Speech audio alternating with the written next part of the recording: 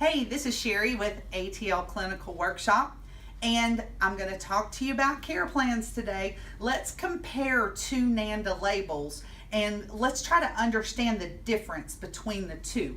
So I want to talk to you about dysfunctional gastrointestinal motility and constipation.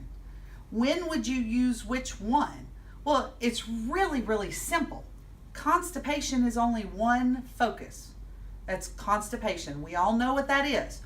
Dysfunctional gastrointestinal motility, I want you to kind of think of it as the big umbrella that's going to encompass everything with regards to your gut.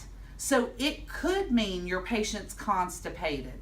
It could mean that they have diminished bowel sounds or a distended abdomen or tenderness in the abdomen. So it's not one specific focus, whereas constipation only focuses on that one thing, going to the bathroom.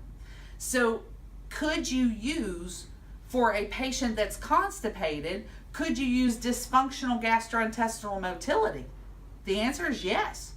You know, that opens up a whole umbrella so that way if you got in the room and you felt like you had to revise your care plan, it allows more room for you to do a revision if you use the bigger umbrella of the NANDA choice. So that's why when I talk to you about my top 5 NANDAs, that I focus on dysfunctional gastrointestinal motility.